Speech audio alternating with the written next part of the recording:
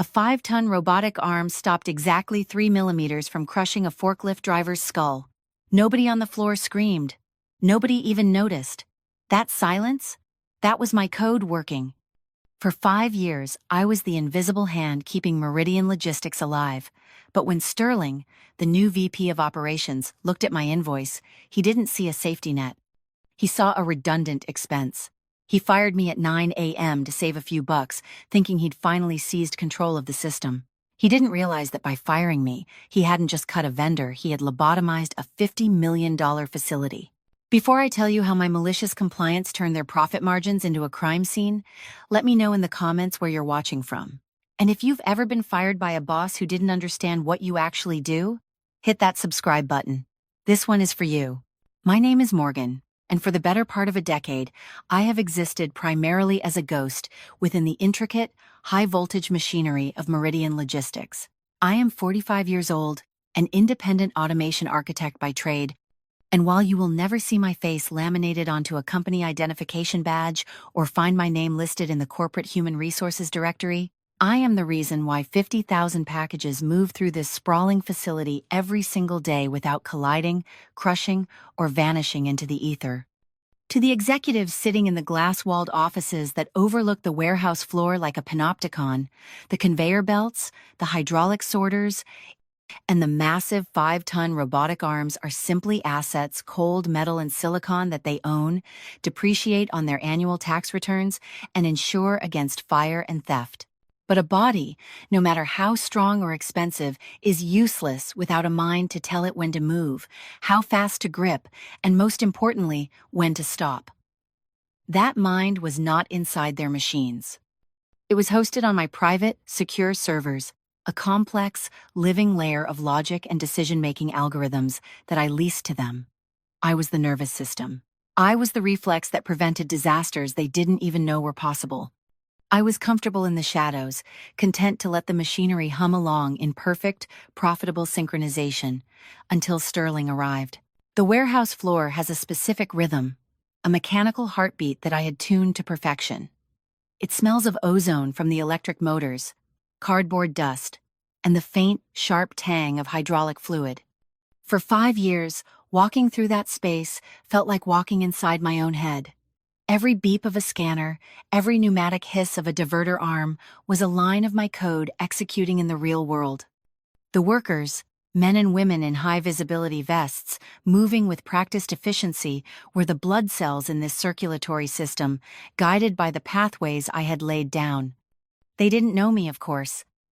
To them, I was just the vendor, the woman who sometimes showed up with a laptop when the lights turned red.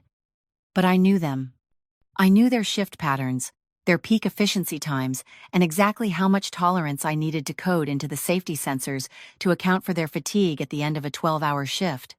I had built a system that protected them from the machines, and the machines from them. It was a delicate symbiosis, invisible and essential. Then came Sterling. He was the new vice president of operations, a man who wore tailored Italian suits to a warehouse district where steel-toed boots were mandatory. He looked at spreadsheets as if they were religious texts, searching for salvation in the margins. He was the archetype of the modern corporate climber obsessed with optimization, streamlining, and compliance, yet fundamentally disconnected from the gritty, physical reality of the work floor. He had been brought in by the board to trim the fat, to tighten the corporate belt, and unfortunately, he lacked the technical literacy to distinguish between fat and muscle. It took him less than 2 weeks to flag my contract. To his accountant's eye, I was not a critical infrastructure provider. I was a security, vulnerability, and an unnecessary recurring expense. He saw data leaving the building to be processed on my remote servers, a standard industry practice for distributed cloud computing, and his compliance-obsessed mind saw a data breach waiting to happen rather than a necessary operational standard. He did not understand that the latency he was trying to eliminate was non-existent, or that the security he wanted to enforce would effectively lobotomize his entire operation. The summons to his office arrived via an automated calendar invite, flagged with high importance. It was not a request, it was a demand stamped with the red urgency of corporate authority. I remember the walk to the elevator that morning. The warehouse was operating at 98% efficiency. The hum of the belts was a steady drone, a sound that usually calmed me. I passed Valerie, the floor manager, who was directing a forklift driver toward Bay 4. She gave me a quick, tired wave. Valerie was the kind of manager who knew the name of every driver's kid. She was the soul of the floor, just as I was the brain. She had no idea that the man upstairs was about to try and perform neurosurgery with a sledgehammer. I smiled back at her, a tight, professional smile, and stepped into the elevator that would take me up to the ivory tower. The nickname the floor staff had for the executive suite. The doors closed, shutting out the noise of the work, replacing it with the sterile, recycled silence of corporate air conditioning. I walked into the conference room to find Sterling sitting at the head of the mahogany table, flanked by Trent, the head of the Internal Information Technology Department. The contrast between the two men was striking. Sterling was polished, his tie perfectly dimpled, radiating the unearned confidence of someone who has never had to fix the problems he creates. Trent, on the other hand, looked nervous. He was young, ambitious, and possessed that dangerous combination of arrogance and incompetence that often plagues those who have read the manual but never touched the machine. Trent had been eyeing my contract for years, whispering in the ears of management that his team could easily handle what I did if they only had the access permissions. He resented that an outsider held the keys to the kingdom. Today, it seemed, Sterling had finally listened to the whisper. The air in the room was stale, thick with the tension of a decision that had already been made long before I stepped through the door. Sterling did not offer me coffee or pleasantries. He simply slid a thick, stapled document across the table toward me. It was an intellectual property assignment agreement, a legal demand for me to hand over every line of code, every algorithm, and every proprietary configuration I had developed over the last half-decade. Sterling leaned back in his leather chair, steepling his fingers in a gesture he had likely practiced in front of a mirror to look formidable. He informed me, with a tone that suggested he was doing me a favor by explaining it, that Meridian Logistics was moving toward a full internal integration strategy. He spoke about data sovereignty, vendor consolidation, and compliance risk, using buzzwords that sounded impressive in a boardroom but meant very little in the context of high-speed automation logic. He told me that relying on an external vendor for core logic was no longer acceptable policy.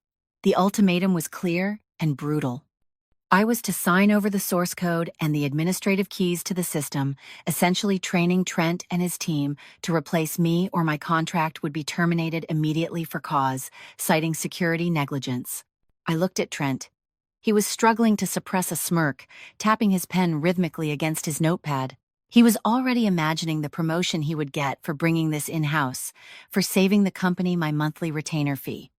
He thought the core was just a piece of software he could install on a local server and forget about. He didn't understand that it was a living thing that required constant tuning, a garden that needed a gardener. I did not raise my voice. I did not slam my fist on the table or argue about the unfairness of it. I did not list the years of perfect uptime I had delivered or the weekends I had spent remotely balancing the load during the holiday rush. I simply pushed the document back across the table, untouched. I explained to them, with the slow and deliberate cadence one might use to explain physics to a toddler, the reality of their situation. I told them that they had purchased the hardware, the scanners, the motors, the servers, and the cabling that sat in their rack room. But the logic that orchestrated those components, the core that decided which package went to which chute, and how much pressure the robotic arm applied to a glass vase versus a steel bolt, that belonged to me. It was my intellectual property, licensed to them on a subscription basis. I was not holding their data hostage, I was protecting my invention.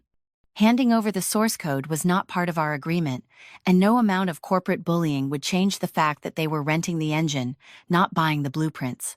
Sterling's face hardened, his composure cracked just enough to reveal the bully beneath the suit.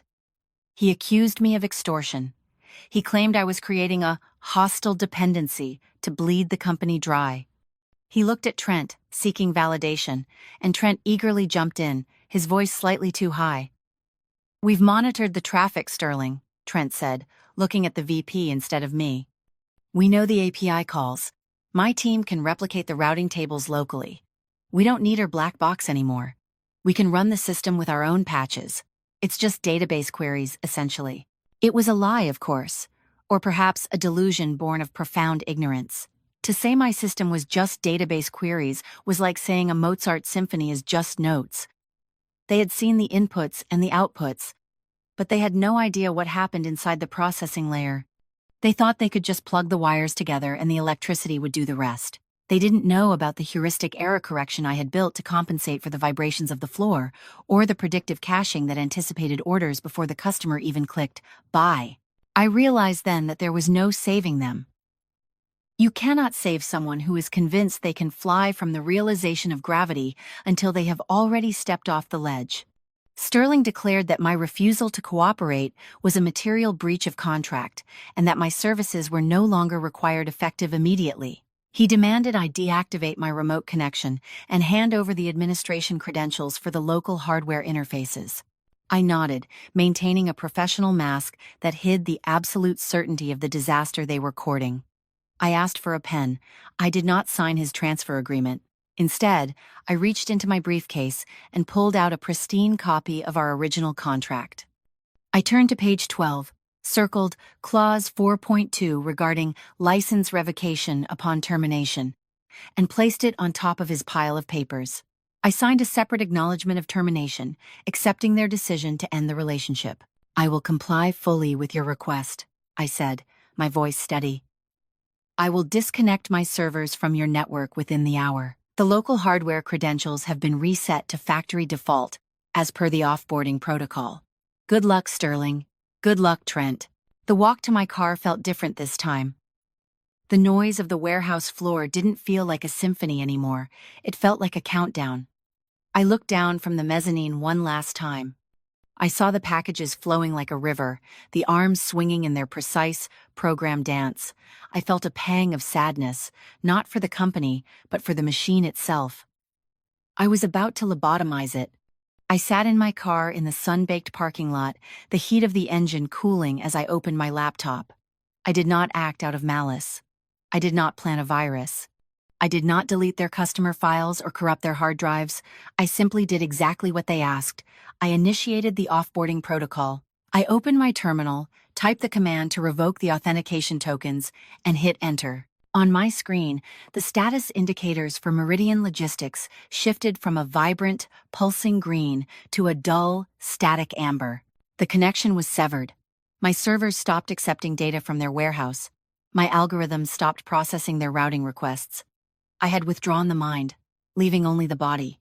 Inside the facility, the effect would not be instantaneous, and that was the cruelty of the architecture. The local hardware had a default mode, a limp-along setting designed for short-term network outages. It would continue to run based on the last known instructions and a rudimentary static set of rules. It was like a chicken running with its head cut off. The legs were still moving, but the direction was gone. To Trent and Sterling, watching their dashboards in the air-conditioned office, it would look like a victory. The lights stayed on, the belts kept moving. They would be high-fiving in the conference room, congratulating themselves on calling my bluff and saving the company $200,000 a year.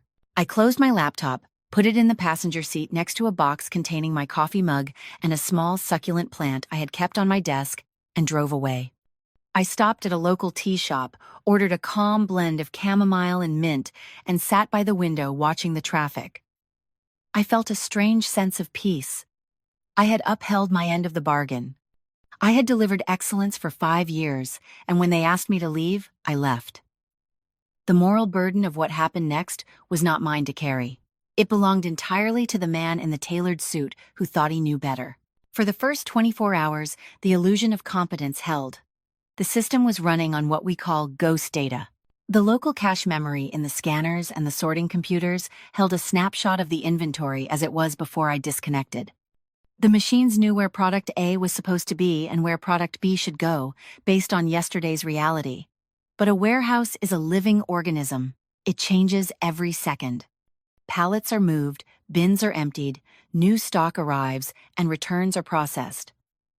My system was designed to update this map in real time, adjusting milliseconds for every variable. Without me, the map was static, but the territory was changing. The first signs of the collapse were subtle, almost imperceptible glitches that a layman would dismiss. A scanner would beep, confirming a package was in the right chute, even though the chute was overflowing by 2 inches. A forklift driver would receive instructions to pick up a pallet from aisle 4, only to find the bay empty because the inventory database hadn't updated after the last pick. These were dismissed as human errors. I knew this because I still received the automated error logs on my phone, not from their system, but from my own diagnostic tools that monitored the rejection rate of incoming connection attempts. I saw the spikes in invalid destination errors. I saw the data mismatch warnings piling up like snowdrifts in a blizzard. I watched the graph climb from the comfort of my living room, sipping tea. I swiped the notifications away without opening them. Trent, the arrogant IT manager, was likely telling everyone to calm down. I could picture him running around the server room, sweating through his dress shirt, restarting servers, clearing local caches, and applying hotfixes that did nothing because the problem wasn't a bug. It was a lobotomy. He was looking for a broken wire when the problem was a missing brain. He probably told Sterling that these were just teething issues from the migration, standard friction from the handover. Sterling, desperate to believe his decision was right, would accept this explanation. He would look at his dashboard, which was still showing green lights because the monitoring software itself was no longer receiving accurate feedback loops. They were flying a plane through a storm, and they had taped a picture of a clear blue sky over the windshield to make themselves feel better. By the second day, the ghost data had expired completely. The cache was empty. The system was now operating on pure, unverified inputs. The chaos began to bleed out of the digital realm and into the physical world. Valerie, the floor manager, was the first to realize the sky was actually falling. She sent me a text message at 10 a.m. "Morgan, something is wrong. The robots are gripping too hard. We just lost a pallet of monitors." I stared at the message. I liked Valerie. She was honest. But I couldn't answer. If I answered, if I offered even a word of advice, I would be re-engaging with the liability. I would be opening a door that Sterling had slammed shut. I had to let the silence speak for me. The warehouse floor was turning into a chaotic mess. Without the dynamic routing logic, the system defaulted to first in, first out for everything. It didn't prioritize. It didn't account for size or weight. Heavy boxes of automotive parts were being dropped onto fragile shipments of glassware. The high-speed sorters, blind to the congestion downstream, kept feeding packages onto belts that were already jammed. The friction from the jammed belts caused motors to overheat, filling the air with the smell of burning rubber and ozone. Trent, in a panic, made the fatal mistake. He attempted a manual override. He went into the database and tried to force the inventory counts to match what he thought was on the floor. But without the synchronization algorithm, he ended up overwriting the live data with corrupted logs. He didn't just fail to fix it, he broke the only record of truth they had left. He turned a navigation error into a complete memory wipe. By the third day, the collapse was total. The lineup of trucks outside the loading docks stretched for 2 miles down the highway. Drivers were sitting in their cabs, idling, honking, waiting for paperwork that couldn't be generated because the system couldn't verify which pallets were on which trailers. The efficiency of the loading process dropped to near zero. Inside, the confusion was absolute. Workers were standing around, helpless, holding scanners that were nothing more than expensive paperweights, displaying "connection timeout." Then the panic set in at the executive level. Sterling called. Once, twice, 3 times. He left voicemails that started with a tone of annoyance, demanding to know why there were glitches in the transition. By the third call, his voice had cracked. He was pleading. He was asking for administrative passwords that didn't exist. He thought I had locked him out. He didn't understand that there was no lock. There was just no door anymore. He sent an email with the subject line, "Urgent. System failure. Legal action pending." He was threatening me again, trying to bully me back into submission. He accused me of sabotage, of planting a logic bomb. I sat in my home office, reading the email with a detached curiosity. I drafted a reply, but did not send it. Instead, I attached a single file, a PDF copy of the risk acceptance and liability waiver that was part of the standard termination clause he had been too arrogant to read. The document clearly stated that the vendor me was not responsible for any operational degradation, data corruption, or financial loss resulting from the revocation of the core logic license. I hit send. It was the only communication they would get from me. The climax of the disaster came when Harlan, the CEO of Meridian, finally arrived. Harlan was a man who rarely visited the floor, preferring the boardroom and the golf course. But you cannot ignore a fire when the smoke is coming under your door. He walked onto the catwalk overlooking the warehouse floor and saw the devastation. He saw the mountain of piled-up inventory, a logjam of cardboard and plastic worth millions. He saw his workforce standing idle. And he saw Sterling and Trent standing by a control terminal, arguing with each other, pointing fingers at screens that showed nothing but cascading errors. Harlan didn't build the company by being an idiot. He knew the difference between a glitch and a catastrophe. He asked a simple question: where is the architect? Sterling probably tried to explain that they were better off without me, that this was just a bumpy transition. But Harlan would have looked at the burning money on the floor and known the truth. He demanded to see the logs. He demanded to know why the savings Sterling promised looked like a bankruptcy filing in the making. Back in my office, my phone rang again.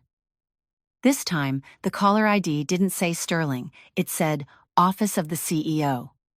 I let it ring for 3 full cycles before I picked up. I didn't say hello. I didn't ask how they were doing. I simply answered with my name, calm and composed. Morgan. Harlan's voice was on the other end. He didn't bluster. He didn't threaten. He sounded tired. We have a problem. No, Harlan. I corrected him gently. You have a problem. I have a terminated contract. There was a long pause on the line.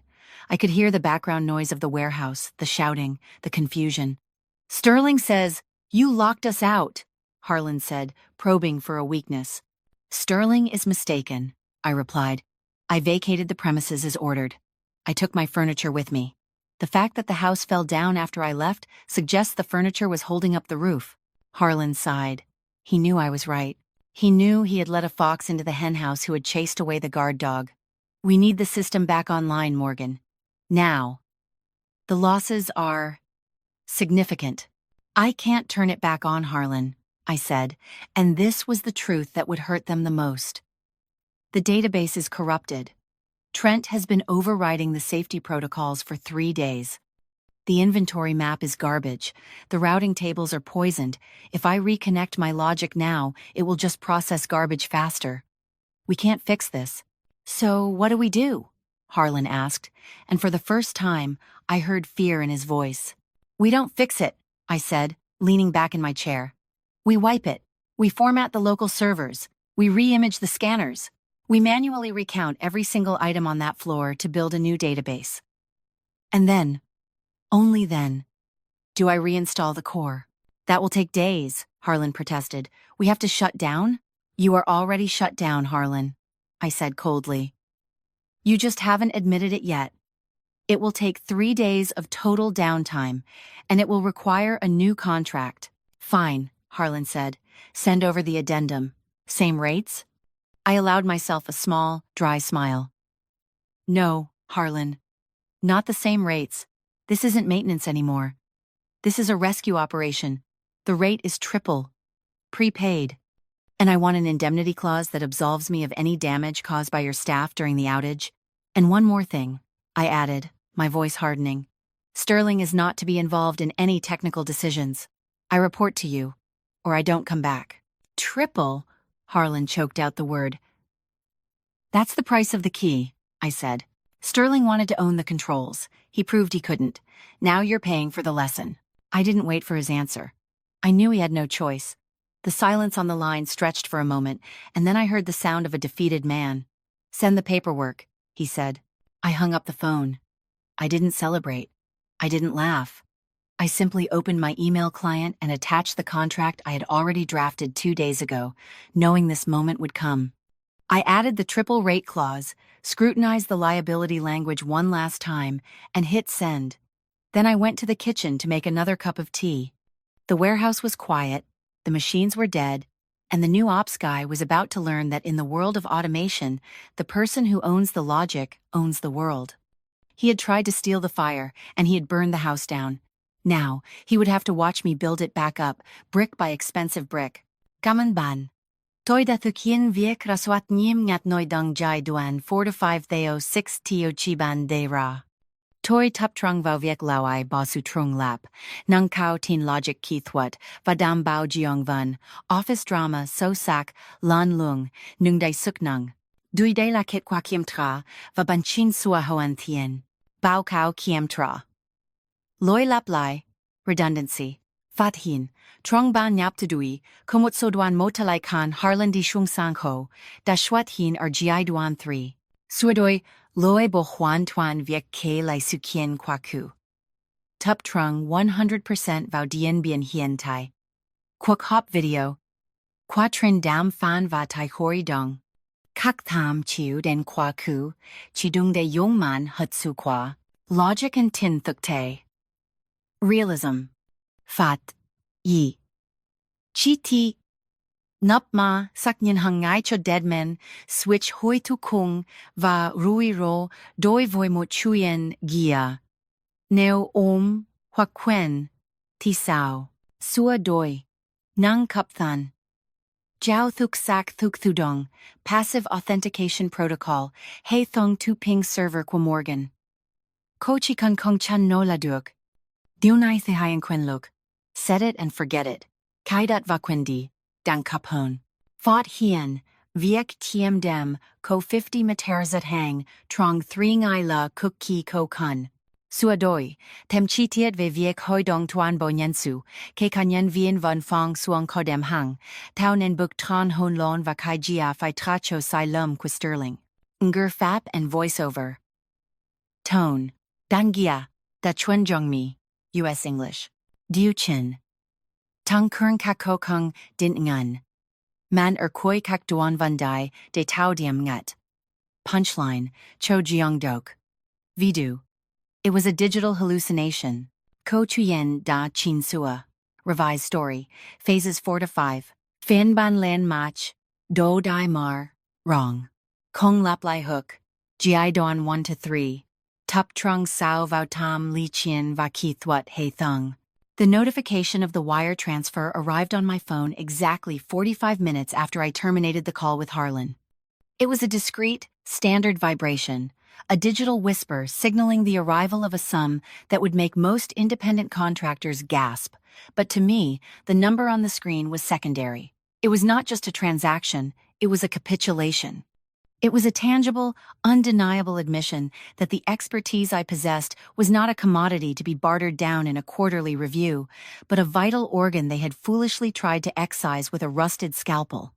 With the funds secured in my account, the power dynamic shifted permanently.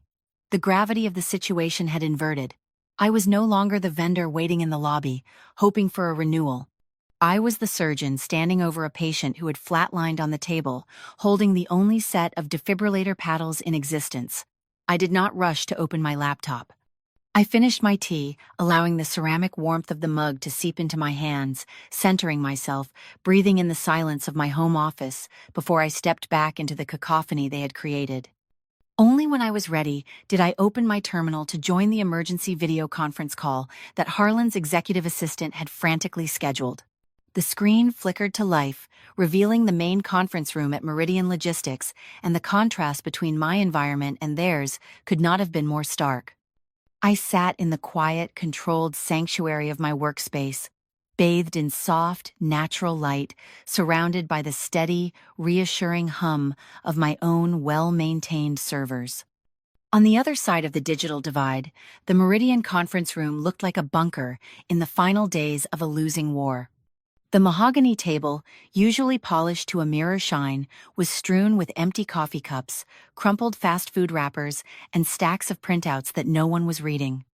Harlan sat at the head of the table, looking 10 years older than he had in his press photos. His tie was loosened, his top button undone, and his eyes were red-rimmed from sleeplessness. To his right sat Sterling, the man who had started this fire. Sterling was still wearing his expensive Italian suit, but it looked slept in, the crisp lines wilted by the heat of his own failure. He wouldn't meet the camera's gaze, staring instead at a spot on the table as if willing a hole to open up and swallow him whole. And in the corner, looking like a ghost haunting his own grave, was Trent, the IT manager who had tried to play God with a system he didn't understand. "We have received the funds," I said, my voice cutting through the static of the connection. I did not offer a greeting. I did not ask how they were holding up. This was not a social call. It was a rescue operation. "The contract is valid." Harlan leaned forward, clasping his hands together so tightly his knuckles were white. "How fast can you get us back up, Morgan? The trucks are backed up to the interstate. The board is breathing down my neck. Every hour is costing us 6 figures in penalties alone." "It is not a question of speed, Harlan," I replied, keeping my eyes fixed on Trent in the corner of the frame. "It is a question of damage assessment. Before I touch a single line of code, I need to know exactly what was done to the database during my absence. I need to know the extent of the manual overrides your team attempted while trying to bypass the license check." Trent flinched visibly. He looked at Sterling for help, but the vice president of operations was studying his cuticles, refusing to engage. Trent swallowed hard, leaned toward the microphone, and spoke in a voice so thin it barely registered. We just tried to bypass the routing logic," he stammered. "We thought if we forced the inventory status to available, the scanners would pick it up. We ran a batch script to update the location fields directly in the SQL table." I closed my eyes for a brief second, letting the magnitude of his incompetence wash over me. It was worse than I thought. "You ran a batch script?" I asked, my voice dropping an octave, heavy with disbelief. "On a live relational database without the referential integrity checks enabled? You wrote directly to the tables?" "We had to get the boxes moving," Trent said defensively, though the fight had clearly left him. "The system was rejecting everything. We thought it was just a permission error." "The system was rejecting everything because it was protecting you," I said, opening my eyes to pin him to his chair. "You didn't just bypass the logic, Trent. You lobotomized the memory. By forcing those updates, you overwrote the historical location data. You told the system that every item is everywhere and nowhere at the same time. You didn't just break the routing. You corrupted the source of truth. It was a digital hallucination." I typed a few commands into my terminal, sharing my screen with them. I pulled up the log files that I had been monitoring remotely, the logs of their failed attempts that my server had rejected but recorded. I highlighted a section of code in red. "Look at this timestamp. This is where you forced the overwrite. And here," I pointed to a cascading list of errors, "is where the robotic arm started receiving conflicting coordinates because 2 items claimed to be in the same physical space. That is why you crushed the monitors. That is why the sorters jammed. You tried to force a square peg into a round hole, and when it didn't fit, you burned the hole." The room on the other side of the screen fell silent. Harlan turned to look at Trent, and the expression on the CEO's face was one of cold, dawning horror. He realized that the young man he had trusted with the keys was not a prodigy, but a liability. Then Harlan turned his gaze to Sterling. "You told me," Harlan said, his voice dangerously quiet, "that this was a standard migration. You told me Trent had it under control. You told me the vendor was the problem." Sterling cleared his throat, shifting uncomfortably in his ergonomic chair. "We were operating under the assumption that the vendor had locked us out maliciously. We were trying to—" "I didn't lock you out," I interrupted, my voice sharp enough to cut glass. "I took my key home. You decided to pick the lock with a sledgehammer, and now we have to rebuild the door." I turned my attention back to Harlan, ignoring Sterling completely. "Here is the reality, Harlan. I cannot fix this database. It is poisoned. If I turn the logic back on now, it will process the corrupted data at lightning speed. The robots will move faster, but they will be moving the wrong things. You will ship dog food to a hospital and surgical equipment to a landfill. The only way forward is a hard reset." "Define hard reset," Harlan said, rubbing his temples as if trying to massage away a migraine. "We wipe the local servers," I explained, outlining the steps with clinical precision. "We flush the cache on every scanner, every terminal, every robotic controller, We bring the system down to absolute zero. Then, I reinstall the core logic from my clean backup, the one I took before I was terminated. But, and this is the painful part, the system will be blank. It won't know where anything is. You will have to conduct a manual, wall-to-wall inventory count. Every box, every pallet, every bin must be rescanned to populate the new database. That will take 3 days, Sterling blurted out, finally finding his voice. We can't be down for 3 days. That's impossible. The backlog is already critical. You have been down for 3 days already, Sterling, I said, looking directly at him through the camera lens. You just haven't admitted it yet. You are currently operating a graveyard, not a warehouse. You can spend the next month chasing errors, losing customers, and facing lawsuits, or you can spend 3 days fixing it right. Those are your choices. And frankly, given your current employment status, I am not sure why you are the one doing the math. The silence that followed was heavy enough to crush a pallet. Harlan didn't look at Sterling. He looked at the camera, at me. He nodded slowly. Do it, Harlan said. Do whatever needs to be done. You have full autonomy. One more thing, I added, before he could dismiss the meeting. My new contract includes a clause for technical exclusivity. It means that no internal staff member is permitted to modify, patch, or override the core logic without my direct written authorization. If Trent or anyone from his team touches the administrative